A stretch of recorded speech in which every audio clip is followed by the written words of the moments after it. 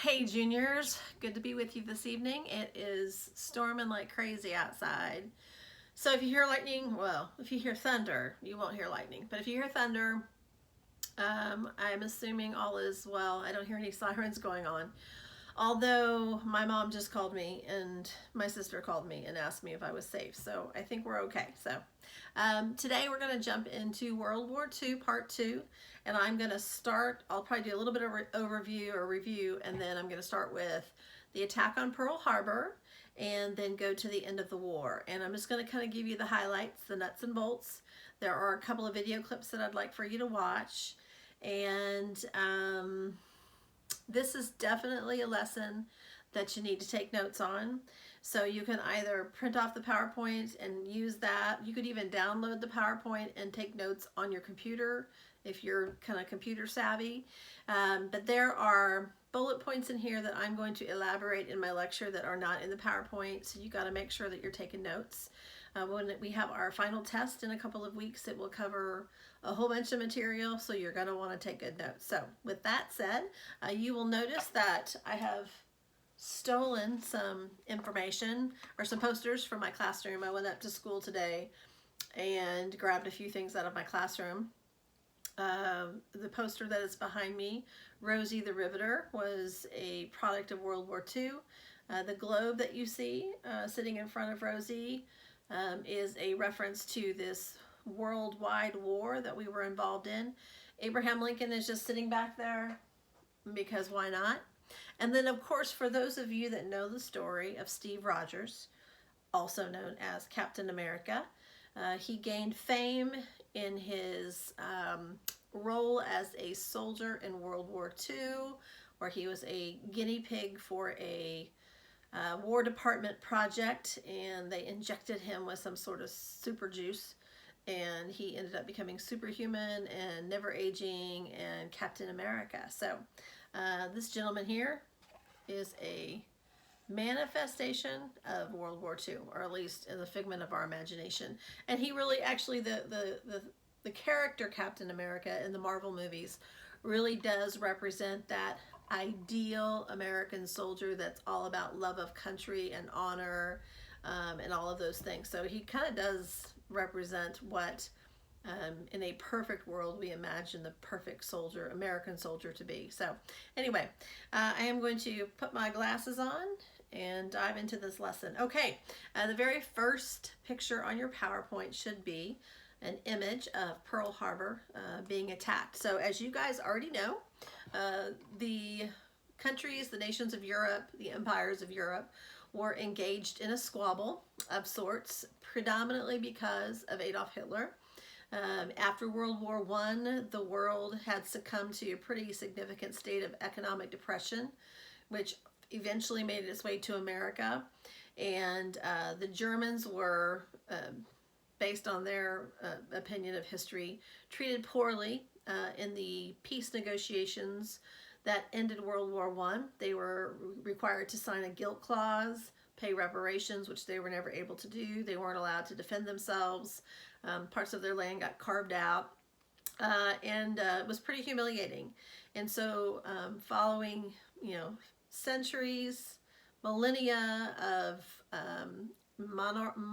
monarch rule or military rule, or even at one point in time the Holy Roman Empire, Germany decided it would try its hand at some sort of republican form of government, and we had the Weimar Republic of Germany, which was a utter and catastrophic failure. They didn't know what they were doing. They had no history of republicanism there, and it made or gave room for Adolf Hitler to come to power and take advantage of the freedoms and liberties that the German government was trying to present to its people. And so anyway, he filled that gap, came to power, was a very racist man, tended to use, for instance, Jewish people or Slavic people as scapegoats for a lot of the misery the German people had been experiencing in the previous decade, and decided that he wanted to help Germany spawn a 1,000-year Reich, and reign of German imperialism in the world, create the perfect human race. And yeah, it was weird. So, and I hate to say this, but the German people really did know what they were getting. He had written a book about it called Mein Kampf when he was in jail in the, I think it was the late 1920s, where he put in paper, on paper, what he perceived to be the world, the future world to be, who would be in it and who wouldn't be in it.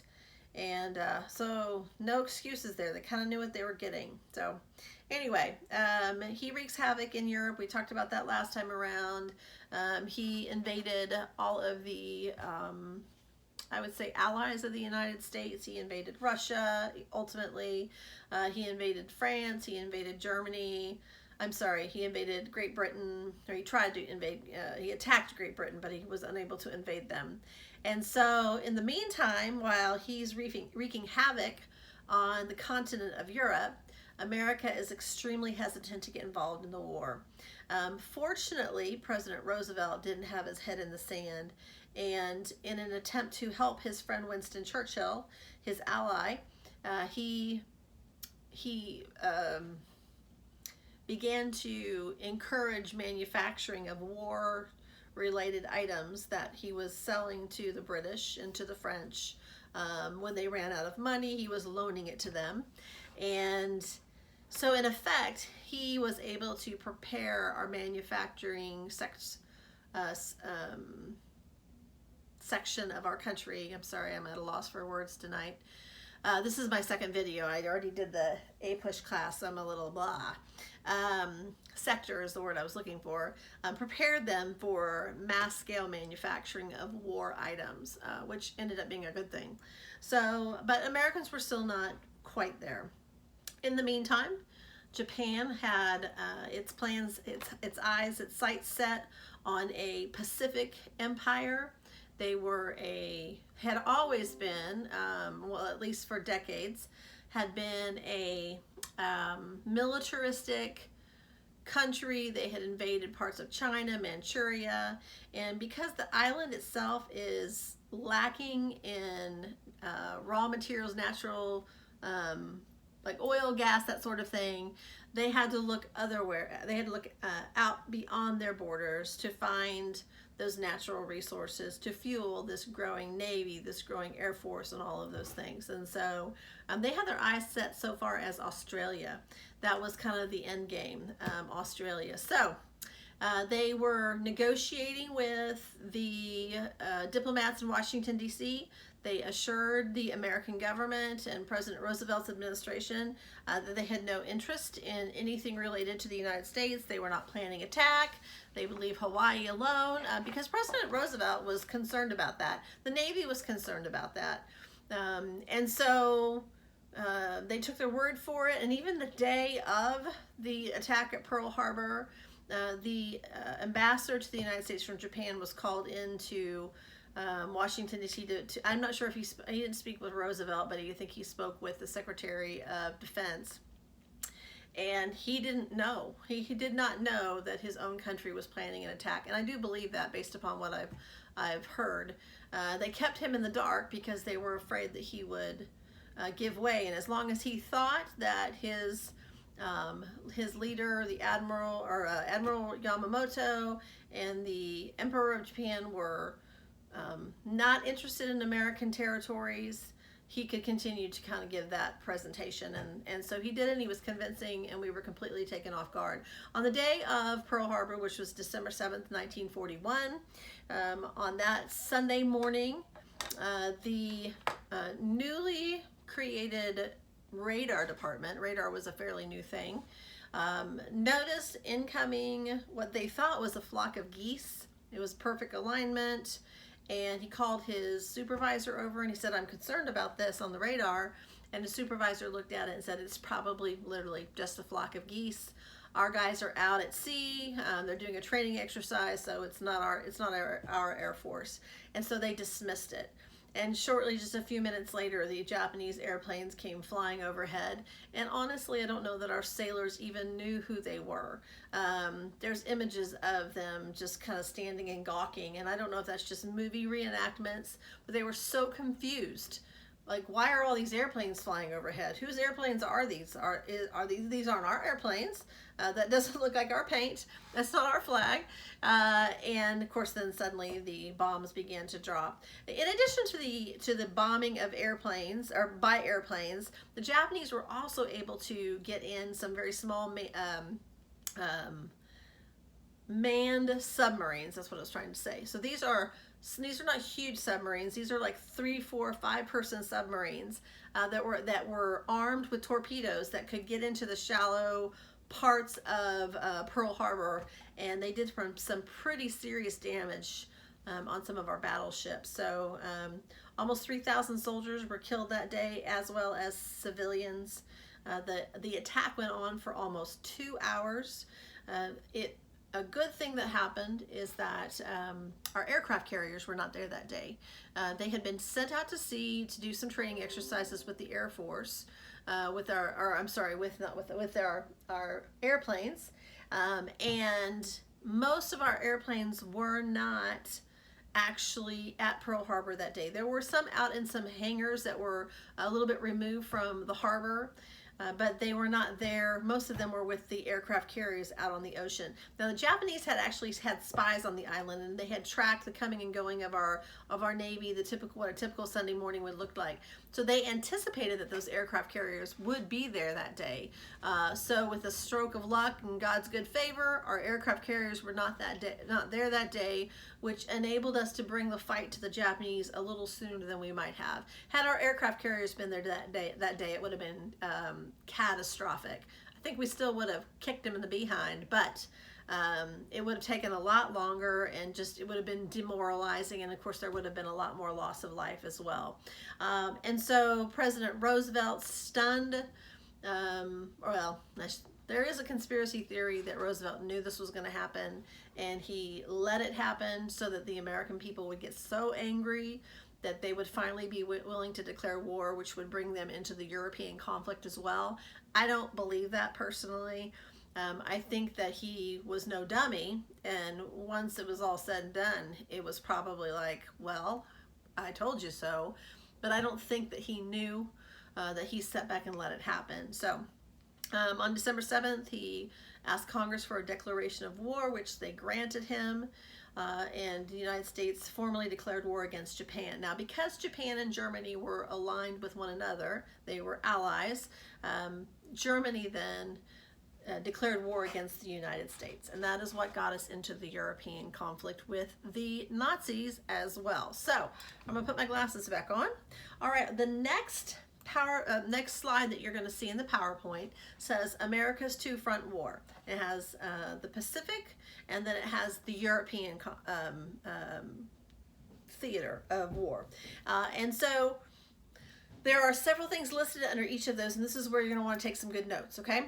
Underneath each of these categories, I'm going to kind of go through the details of each of these bullet points. And so I could go into a whole lot of detail. You could take a college class just on the Pacific fight, or you could take a semester class on just the European fight.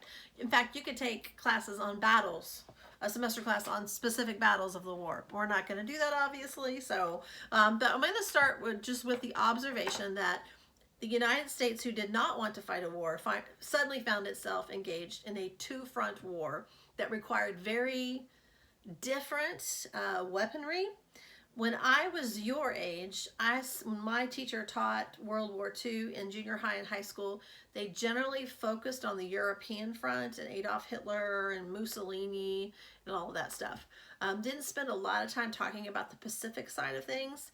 As an adult, I've probably seen a lot more movies and documentaries and read a lot more about the Pacific theater of World War II.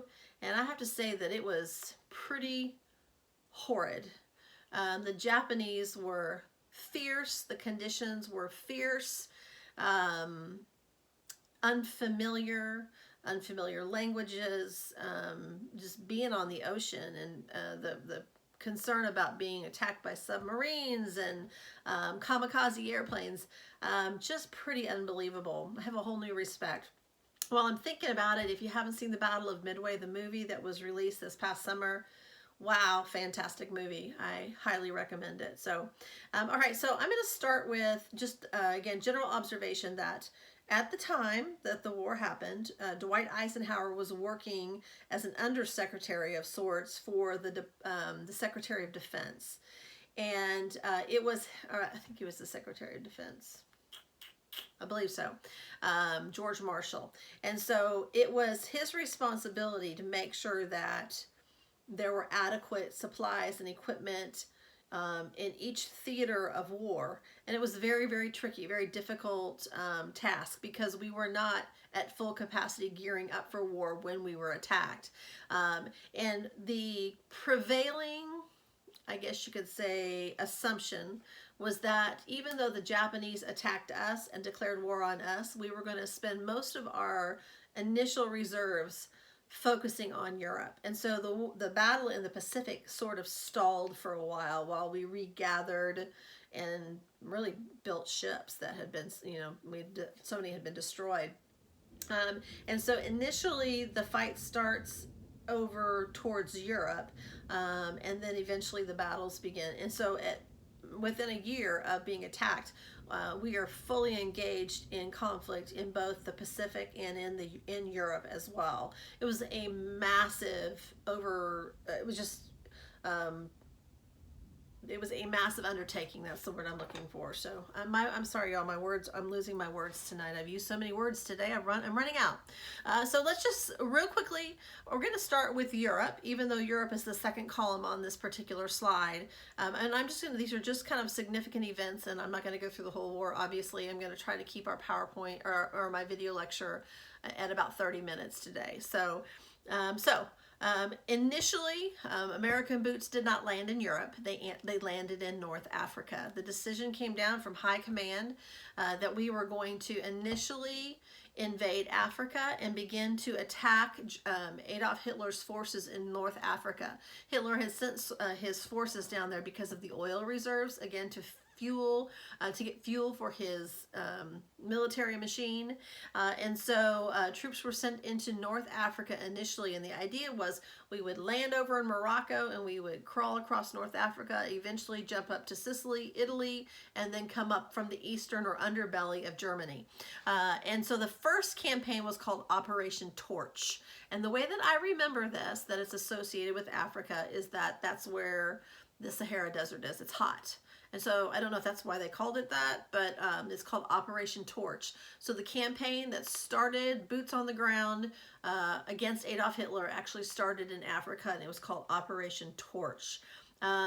It took a few weeks longer than expected to get across North Africa because apparently we started sort of in the rainy season, and a lot of, I know it's hard to think that there's a rainy season, but along the Mediterranean coast there actually is, and our tanks had a heck of a time, and we were also fighting a guy by the name of Erwin Rommel. He was called the Desert Fox, and he was one of Adolf Hitler's, I would say, key ingredients. He was a masterful tank commander, and he was to Hitler what Patton was to the United States.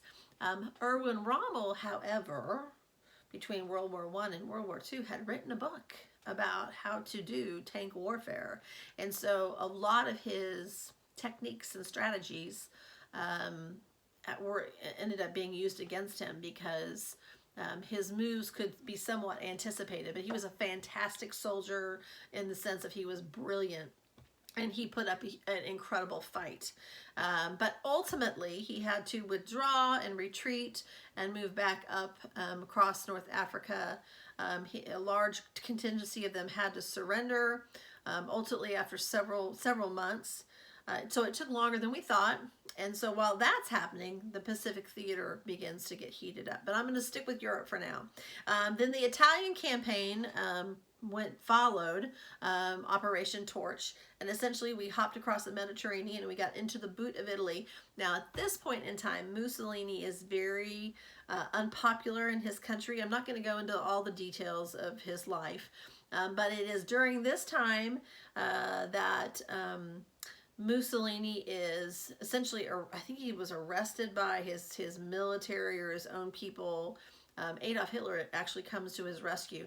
But I just tell you that so that you know that the people of Italy were not necessarily in favor of this war. They weren't in favor necessarily of being allied with the Germans. They weren't even really happy with their leader. But it was what it was. And so there was a lot of inner turmoil in Italy. While our soldiers initially had the upper hand and made significant movement, Adolf Hitler and his cronies recognized the danger of allowing the American and British forces to move through, and French forces too, to move through Italy. And so they redirected resources and sent thousands and thousands and thousands of German soldiers to the hills north of Rome. And the Americans actually never completely took the country of Italy because of that. The Germans held on to it until the very end of the war. So that was the Italian campaign. There's a bullet point here. What about the relationship with Joseph Stalin and the Soviet Union? So if you remember, in the first lesson, I mentioned something about the non-aggression pact between Joseph Stalin and Adolf Hitler. So in 1939, Joseph Stalin and Adolf Hitler signed this secret pact that they would not attack each other during this war, and that they would split the goods of the country of Poland. The Soviet Union invaded Poland from the east. Germany invaded it from the west. It was couched in between the Soviet Union and Germany. And so they were going to split it and then say all is fair in love and war, and just be, kind of wash their hands of it and control their own portions of Poland. Well, Adolf Hitler, after they couldn't defeat the British or invade the island of Great Britain, and Winston Churchill said, we're not going to surrender, Adolf Hitler was kind of like, don't really want the island anyway, and he turned his sights on Russia. And so in a surprise move that even surprised Joseph Stalin, Adolf Hitler invaded Russia. And you know the saying goes, never invade Russia and expect to survive a winter. Learn your lesson from Napoleon. Russia is just massively huge, with bitter winters, and very few an army has ever lasted a Russian winter. And so Hitler took the risk, saw the land, woo, some serious thunder out there, and invaded Russia. And so Joseph Stalin and the Soviet Union suddenly becomes an ally of the United States, the British, and the French. And I'm going to botch this saying, but Winston Churchill always said, the enemy of my enemy is my friend. I think I've got that right. The enemy of my enemy is my friend. And so Joseph Stalin was evil to the core, but he was a necessary evil in defeating, at the time, a worse evil, Adolf Hitler. And so President Roosevelt, Winston Churchill, and other members of the underground French fighting forces allied themselves with Joseph Stalin and the Soviet Union. So they ended up switching sides in the middle of the war and fighting against Adolf Hitler. So it makes it a little confusing. And of course, after World War II, we go into a period called the Cold War, and that's in large part because of Joseph Stalin. He was just an evil guy. So we'll talk about that later. But for your purposes, you need to understand that the Soviet Union started out in a non-aggression pact with Adolf Hitler, but Hitler defied that understanding, invaded Russia, and so the Soviet Union, the French, the British, and the United States all fought together. Now the French were conquered, so usually when you see a list of the sides in World War II, it usually says the British, the Americans, and the USSR. But the French did have a pretty significant underground force that fought with us. So, okay, and then what else? Okay, so we start in North Africa. We go up through Italy.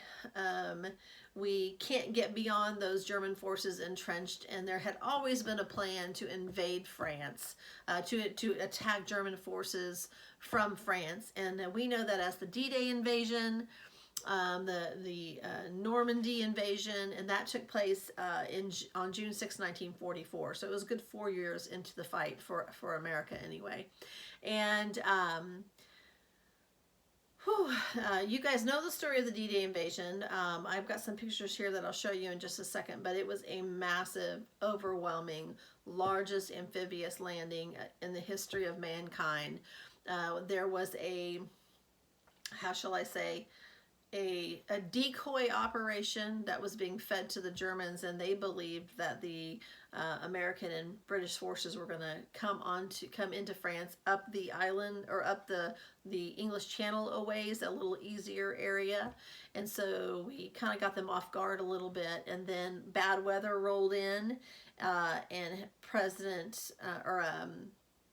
General Eisenhower at this time delayed the attack of Normandy for just a day, and the weather continued to be bad, and he hoped and prayed, and the operation to invade the beaches of Normandy, the D-Day operation, was called Operation Overlord.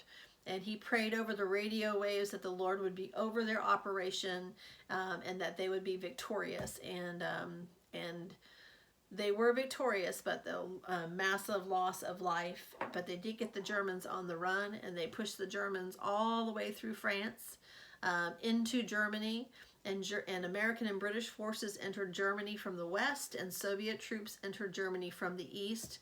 And ultimately, Adolf Hitler, feeling trapped, committed suicide, and his remaining generals finally decided to surrender on May 8th, 1945.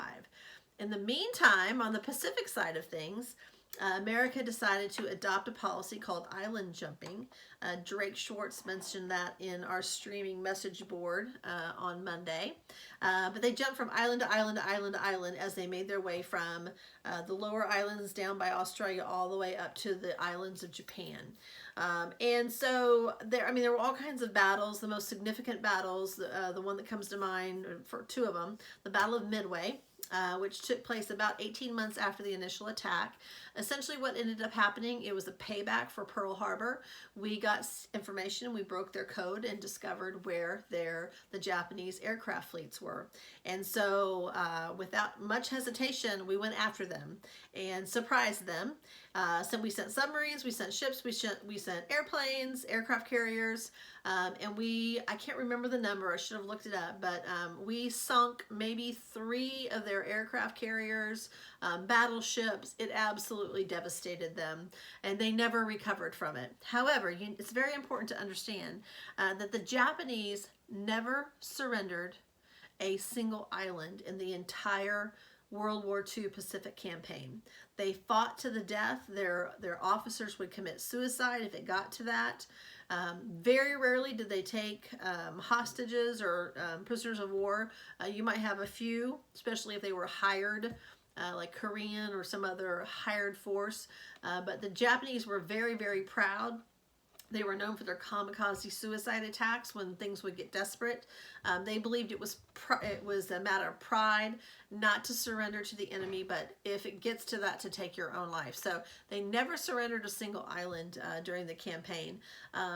There is a video clip that I want you to watch about the Battle of Tarawa. It was in the Pacific Ocean. It was a fight against the Japanese, and President Roosevelt asked the Marine Corps to take in videographers to go in and film what was taking place in some of this island campaign. And he wanted them to put together a film for public consumption that could be shown in movie theaters in the United States to raise money for the war effort. And so the Battle of Tarawa was filmed, and it was put together. And initially, the film industry said they could not show it because it did not meet the qualifications for what is decent and proper for people to see, because it displayed the battle as it really was. and President Roosevelt, I think he signed an executive order overriding that law, and so the movie that you're going to see, it's an 18-minute movie. It is the actual movie that was and my understanding is it's the actual movie that was released in the movie theaters.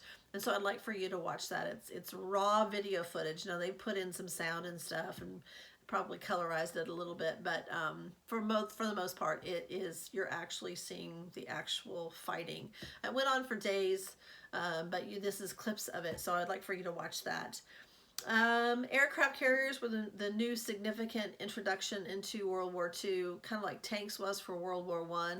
Aircraft carriers allowed our airplanes, our force of airplanes, to get anywhere they needed to run missions. And so aircraft carriers were probably the most significant new thing until the atomic bomb.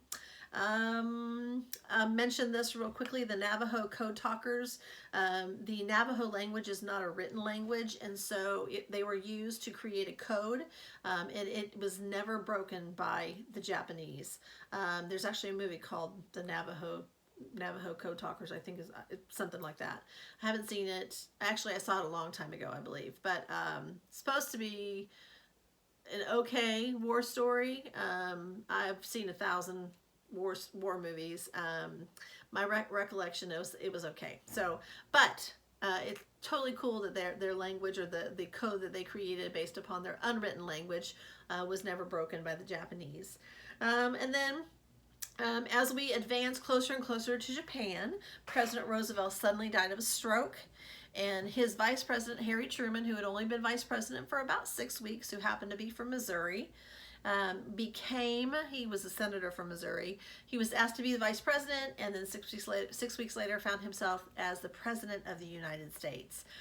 Shortly after he was sworn into office, and the country mourned the loss of their 4-term president, Franklin Roosevelt, President Truman was approached by his war cabinet with information that they felt like he needed to know, and that information was that they were in possession of an atomic weapon, that they had figured it out. And so his advisors told him, if you try to invade mainland Japan, you're probably going to lose lots and lots of people. I've told you guys this story before. You're going to lose millions of boys, and you're probably going to see unbelievable civilian loss of life as well. And so President Truman decided to drop the atomic bombs. The Japanese did not surrender after Hiroshima. They refused to surrender, and so another bomb was dropped 2 days later, or 3 days. It was the 6th and the 9th, and another 100,000 or so people were killed. And then they finally decided to surrender. And so there's a lot of, I'm going to zip through this pretty quickly, but so Japan surrendered on September 2nd, 1945, about 4 months after the Germans surrendered. Real quick, Operation Overlord. I'm going to go through this. Oh, actually, I need to show this to you too as well. So there's a picture here of, to explain what it is. Ooh, there's a tornado warning. Not here. My computer keeps alerting me. There is a picture here of 1, 2, 3, 4, 5. 5 people hung upside down at a public gas station in a town in Italy. Those people are contingencies of Benito Mussolini, including him and his girlfriend. There's only one girl. Her skirt is pinned so that it doesn't fall over her. And I think, Mussolini is the one right next to her. They were all shot and killed. They were hunkered down in, I think, a hotel and hiding. And they were discovered, and they were shot and killed, and then they were hung in the public center square here at a gas station so that the people could see them. It is told that Adolf Hitler saw this picture in a newspaper himself about a week before his demise. And he really looked up to Mussolini, and he was terrified that he would be humiliated in this fashion. And so the legend is that he told the people around him that after he took his own life, I've heard that he took a cyanide pill and then had somebody shoot him in the head. I don't know, but he instructed them to burn his body. And so he and his girlfriend, his new wife, he married her right before he took his own life. They committed suicide, and directly because he didn't want this to happen to him. He didn't want to be humiliated that way. The next slide is just a general overview of the D-Day invasion. Dwight Eisenhower was in charge. 1 million troops crossed over the beaches of France. 567,000 tons of supplies, 170,000 vehicles. George Patton's Third Army tanks take France again. Let's see here.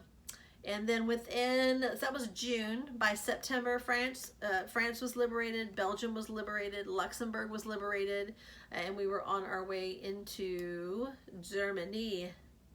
And that's 1944, so it took about 9 months for them to surrender. There's several images of the D-Day attack.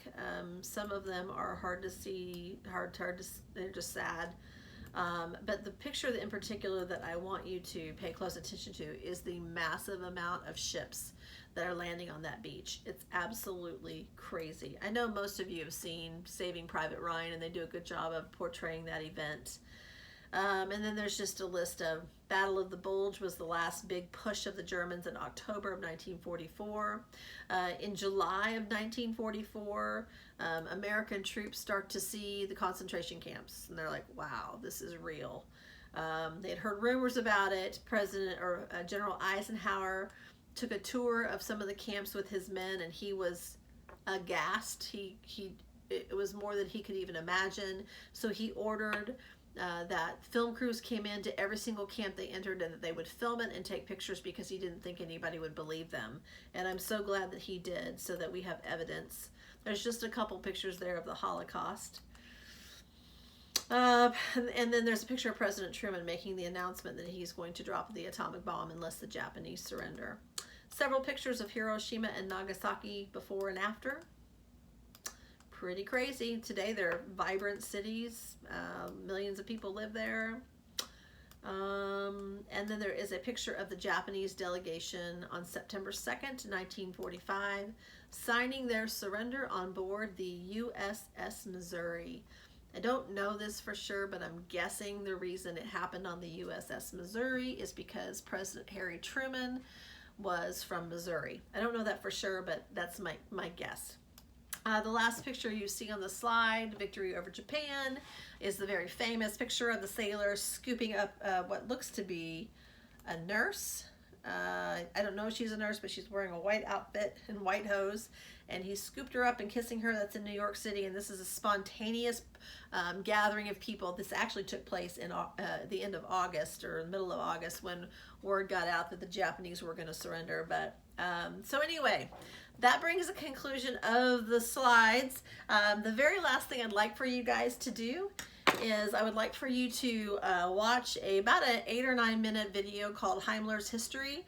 And this is a guy that I use for my APUSH class, and he, I think it's 10 minutes long.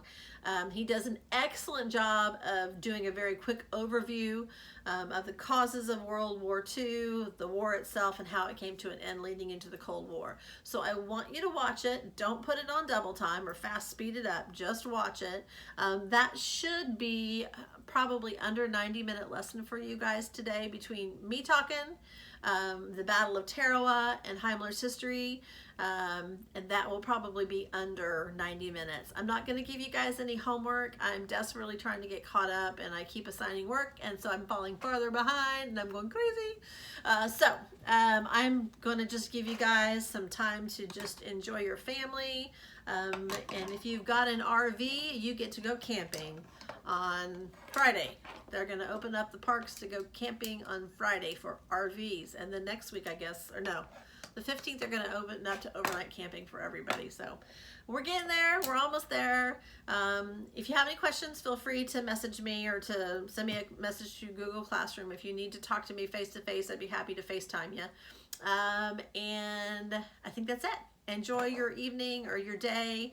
Enjoy your weekend, and I'll see you guys again on Monday. Don't forget to fill out your Google Forms, your daily assignment log. Bye.